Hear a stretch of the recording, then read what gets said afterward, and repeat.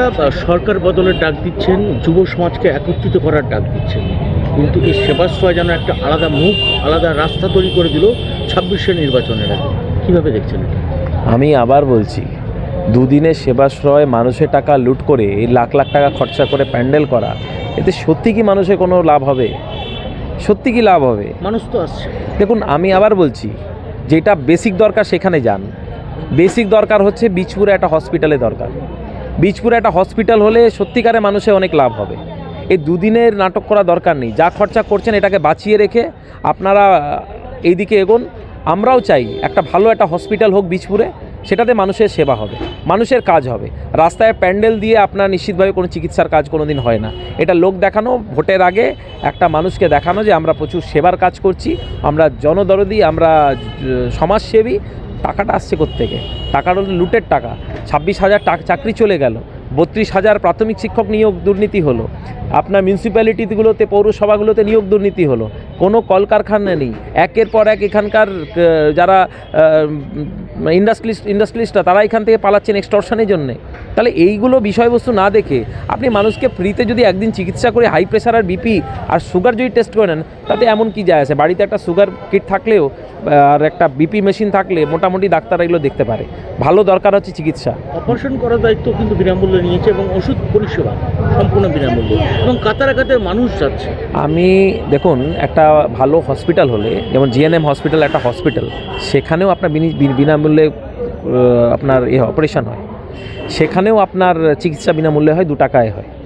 কিন্তু যদি ভালোভাবে একটা হসপিটাল যদি থাকে, কারোর কোনো দায়িত্ব নেওয়া দরকার নেই, কোনো ব্যক্তির কোনো দায়িত্ব নেওয়া দরকার নেই। পলিসি ঠিক করুন, পলিসি ঠিক করুন। পলিসি সরকার চালাবে, সমাজ চালাবে, কোনো ব্যক্তি চালাতে পারে না। সরকারের কোনো নীতি নেই স্বাস্থ্যের প্রতি, সরকারের কোনো নীতি নেই শিক্ষার প্রতি। আমি হঠাৎ করে টিউশন চালিয়ে দেবো, 1000 স্টুডেন্ট পড়াবো, তাতে পশ্চিমবাংলার শিক্ষা পরিস্থিতি পাল্টে যাবে না। কিন্তু হ্যাঁ, নিশ্চিতভাবে আমি যদি সমস্ত স্কুলের যদি পরিকাঠামো যদি ঠিক করতে পারি, স্কুল কলেজে পরিকাঠামো ঠিক করতে পারি, তাহলে নিশ্চিতভাবে শিক্ষার ব্যবস্থা পাল্টে যাবে। বিষয়টা হচ্ছে পলিসিটা ঠিক করতে হবে। এসব আইগিমিক খেলে লাভ নেই, স্টান্টবাজি করে কোনো লাভ নেই, সমাজে কোনো পরিবর্তন আসবে না তাতে। আপনি জেএনএমের কথা বলছেন, সম্প্রতি আপনাদের নেতৃত্ব জেএনএম হাসপাতালে ঢুকে তার পরিকাঠামো এবং তার পরিস্থিতি নিয়ে কিন্তু সরব হয়েছে। খালি জিএনএম না, আপনার গান্ধী হসপিটাল, আমার মনে হয় যতটুকু এটা গান্ধী হসপিটাল ছিল, তাই তো? এটা গান্ধী হসপিটাল ছিল, এবং গান্ধী হসপিটাল হোক, যেই হসপিটাল হোক, সমস্ত ব্যবস্থা পুরো ভেঙে পড়েছে।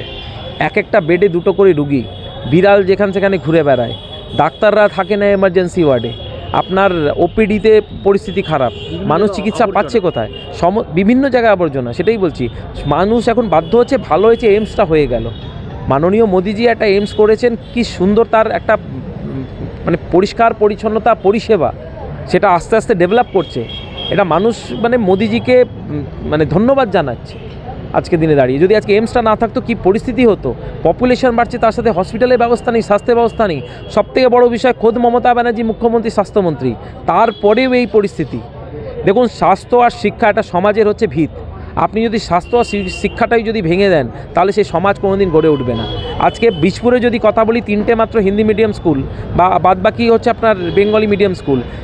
বহু স্কুলে এখন সায়েন্স নেই, সায়েন্স স্ট্রিম চলে গেছে। সেই বিষয় নিয়ে কোনোদিন মাননীয় বিধায়কবাবুর এখন অবধি কোনো আমি উচ্চবাচ্য দেখিনি। আমার মনে হয় শিক্ষা এবং স্বাস্থ্যের ওপরে পলিসিটাকে ঠিক করুন।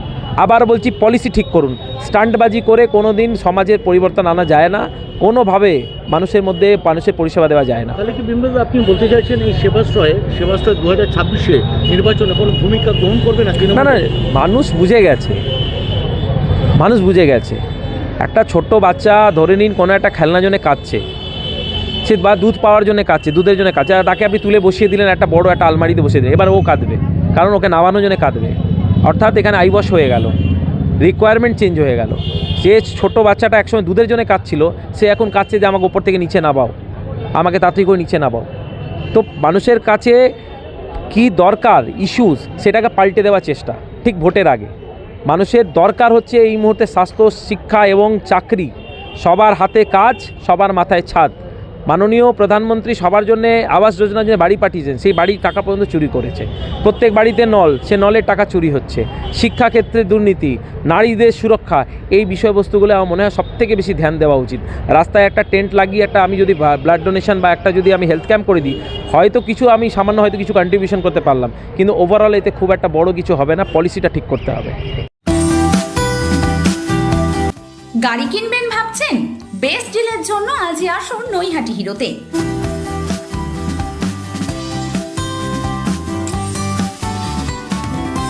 হিরো কোম্পানির নতুন ও ইউজড গাড়ির সেরা স্টক এবং সর্ববৃহৎ সার্ভিস সেন্টারের সাথে পাবেন বেস্ট ডিল।